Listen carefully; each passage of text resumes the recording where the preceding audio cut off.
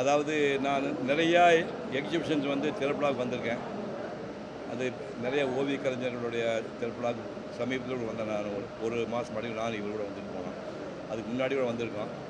But இந்த exhibition எனக்கு ரொம்ப பிரமாத விஷயம் என்னென்னா 1996 பேட்ச் ஸ்டூடெண்ட்ஸ் மட்டும்தான் இதில் பார்ட்டிசிபேட் பண்ணியிருக்காங்க.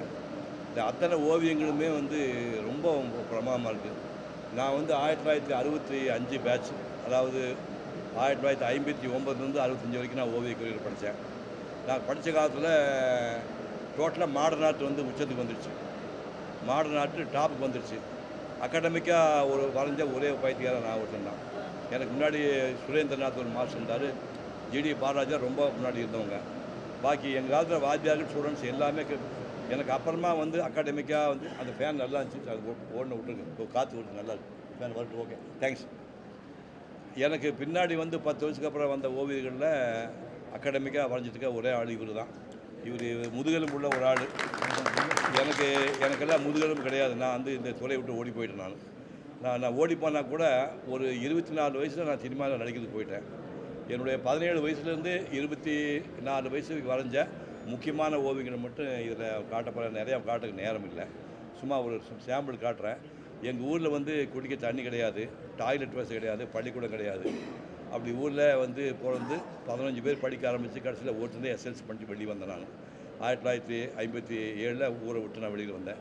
மிகப்பெரிய ஓவியராகலாம் அப்படின்னு வந்தேன். அப்புறம் வந்து ஓவிய கல்லூரியில் படிக்க ஆரம்பித்தேன். அந்த படிக்கிறதுக்கு முன்னாடியும் மோகன்தாஸ் ஒரு வருஷம் அப்ரண்டிஸாக இருந்தேன். அந்த நேரத்தில் வரைஞ்ச ஓவியங்கள் மட்டும் 1-2 காட்டுறேன், அதை பார்த்துங்க. அதுக்கப்புறம் இதெல்லாம் பூரா வந்து இந்த மாணவர்களுடைய கிரேட் பெயிண்டர்ஸ் நம்ம பார்த்து படமாக இப்போ நானே வரைய முடியாது, அந்த மாதிரி படமாக படம் வச்சுருக்காங்க. அவங்களுக்கு இது புக்கை கிஃப்டாக கொடுக்க போகிறேன். முதல் சில பெயிண்டிங் காட்ட பார்த்துக்கேன்.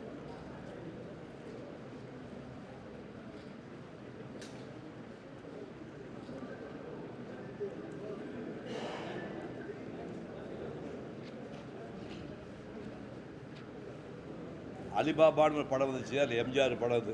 இது வரையும்போது எனக்கு 16 வயசு. இது யாரும் சொல்லிக் கொடுக்கல, நானே ஊரில் கிராமத்துலேருந்து சுயமாக வந்து பேசும் படம்னு பத்திரிக்கை வந்துருச்சாங்க. அது பேசும் படம் குண்டு சீனிங் வந்துட்டுருக்கு.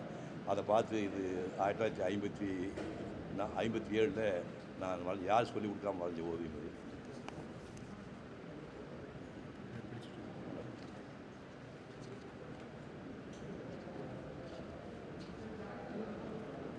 அதுக்கப்புறம் இது ஜெர்னி கணேசனோட ஓவியம். இது பிரேம பாசன படத்தில் இது ஒரு எல்லாத்தையுமே பின்னாடி ஒரு ஸ்டோரி இருக்குது.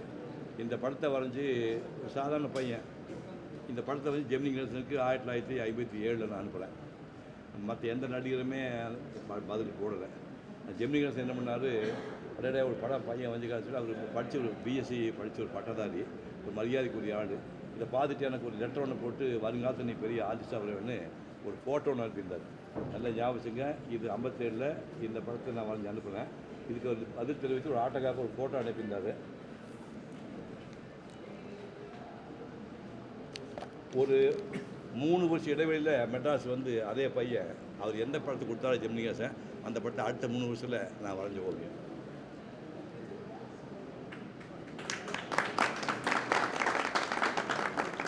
இதில் பென்சில் ஸ்கெட்செல்லாம் கிடையாது, வாட்டர் ப்ரூஃப். நான் செத்து போனால் கூட இது இருக்கும். இது வந்து ஒரு சாதாரண ஊரில் அந்த பையன் வந்து சினிமாவை நடிக்க ஆரம்பித்து ஜெமினி கூட நடிக்க ஆரம்பித்தேன் 68 67. இப்போ அவர் பார்த்து நீ படம்லாம் நல்லா வரைவியாமல் அப்படின்னாரு. உங்களே வரைஞ்சிருக்கீங்கன்னு சொல்லிட்டு இதை காட்டினோன்னே பார்த்துட்டே மாப்பிள்ளை எனக்கு கொடுத்துறா அப்படின்னாரு. ஒரிஜினல் ஆள் உயிரோடு இருக்கும்போது எதுக்கு படங்காக சொல்லிட்டு முடிக்குமான்னு சொல்லி நம்ப மாட்டேங்க. சூர்யா ஃபோர்ஸ் பண்ணி அப்படி 80வது கல்யாணத்துக்கு இந்த ஒரிஜினல் படத்தை கொடுத்துருக்காரு. இந்த ஒரிஜினல் படம் ஜெமினி கணேசன் வீட்டில் இருக்குது. 1960 நான் வந்து கணக்கு போட்டு பாருங்கள், 65 வருஷம் அந்த படம் வந்து.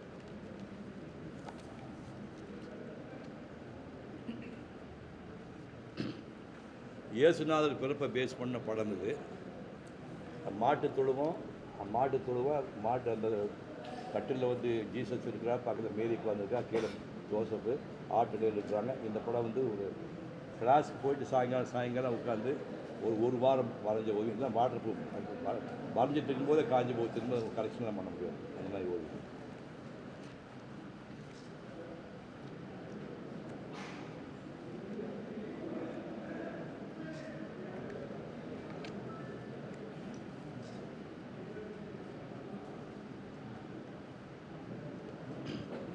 மோகன்ராஜ் இருக்கும்போது 17 வயசில் இதெல்லாம் யார் சொல்லிக் கொடுக்காம வரைஞ்சது. பொண்ணு விளையும் பூமின்னு ஒரு படம் வந்துச்சு, உங்களுக்கு தெரியாது. பொண்ணு விளையும் பூமின்னு ஒரு படம் வந்துச்சு. அந்த பட்ட கதாநாயகியாக பத்னி நடித்தாங்க. அதை வந்து மோகன்ராஜை பேனராக வரைகிறதுக்காக அவன் ஃபோட்டோ வாங்கி வச்சுருந்தாங்க. அந்த ஃபோட்டோ பார்த்து யார் சொல்லிக் கொடுக்காம நான் வரைஞ்சது. இதுக்கு பின்னாடி ஒரு கதை என்ன இருக்குன்னா, இது வரைஞ்சது 58. சூர்யா கல்யாணம் 2006 நடந்துச்சு. அதுக்கு ஒரு மாதத்துக்கு முன்னாடி வினீத்னு ஒரு நடிகர், உங்களுக்கு கேள்விப்பட்டிருப்பீங்க, பாப்பிமா சொந்தக்கார பையன், அவன் கல்யாணத்துக்கு போகும்போது இந்த படத்தில் பேக் பண்ணி எடுத்து போய் இந்த அம்மாட்ட இதுக்குள்ளே என்னன்னு சொல்லுங்கம்மான்னு சொன்னேன். தெரியலையப்பா நீயே சொல்லுனாங்க. அந்த படத்தை எடுத்து காட்டினேன். நீ வரைஞ்சதா? ஆமாண்ணா. நான் இவ்வளோ அழகாக இருந்தேண்ணா, நீ இதை விட அழகாக இருந்தீங்கன்னு அப்படின்னா. இந்த படத்தை நான் வச்சுக்கலாமாங்க. அப்படி என்னுடைய 17 வயதில் வரைஞ்ச பாப்பிமா படம் 17 வயதில். இல்லை, முக்கியமான விஷயம், சூர்யா கல்யாணம் ஆகி ஒரு மாதத்துக்குள்ள நம்ம இறந்துட்டாங்க. இறந்தோடனே சோபனா வீட்டில் பாடி இருந்துச்சு. மரியாதை மணிக்கு நான் போயிருந்தேன். இப்படி காஃபின்னு கூட அந்த அம்மா படம் வந்துச்சு. அப்படியே உருவான்னு சேலை பார்த்தேன். அப்படியே ஏஞ்சல் மாதிரி தூங்கிட்டு இருக்க மாதிரி இருந்துச்சு. அப்படியே பார்த்து அங்கே போனேன். அங்கே ஒரு குத்து விளக்கை வச்சுருந்தது. பக்கத்தில் ஒரு படம் வச்சுருந்தாங்க. அது இந்த படம். அந்த அம்மா சொல்லிட்டாங்க, நான் வந்து வஞ்சிக்கோட்டை வாழ்ன்னு நினச்சி பார்க்க முடியாது, டான்ஸ் ஆடிருக்கேன். தில்லானா மோகன் மன்னவன் தாண்டி டான்ஸ் ஆடிருக்கேன். எந்த படம் தேவையில்லை, சிவகுமார் வரைஞ்ச படத்தை வச்சு பக்கத்தில் குத்து விளக்கை ஏற்றி வைக்க சொல்லி இந்த படம் தான் அந்த அம்மா எந்த போனப்போ தலைமாட்டின படம்.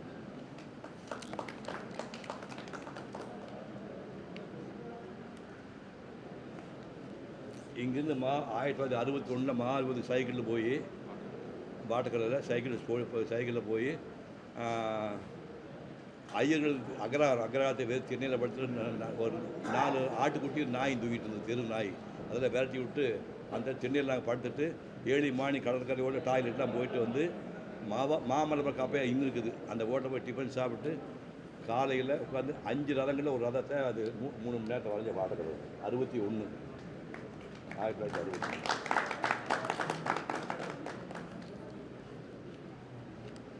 இப்போ நேரம் போயிட்டே இருக்கும். நான் கையில் கொடுத்துட்றேன்.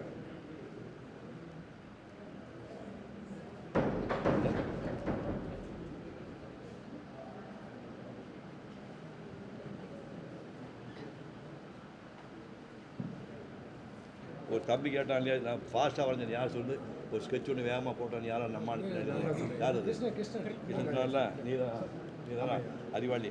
இது 3 நிமிஷம் போட்டு ஹைதராபாத் ஹைகோர்ட்டு 3 நிமிஷம். நான் பஸ்ஸில் ஏறிட்டேன். நீங்கள் 10 பேர் பஸ் ஏற கூட வேகமாக போட்ட 3 நிமிஷம். பென்சில் ஸ்கெட்ச் வெறும் 3 நிமிஷம்.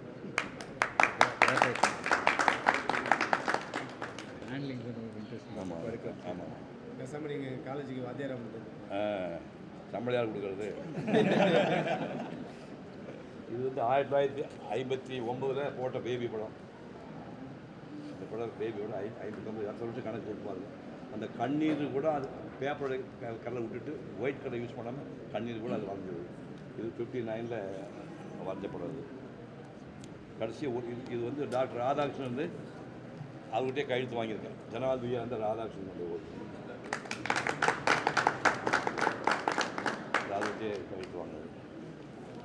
நான் வரைஞ்ச ஓவியங்கள்லாம் கீழே இருக்கும்போது சொன்னேன், மதுரை மீனாட்சி அம்மன் கோயிலுக்குள்ளே காலையில் 8 மணிக்கு உட்காந்து சாயங்காலம் 6 வரைக்கும் ஒரே தடவை ஒன்றுக்கு மட்டும் போயிட்டு காலையில் 8 மணிக்கு சாயங்காலம் 6 வரைக்கும் வரைஞ்ச 10 மணி நேரம்.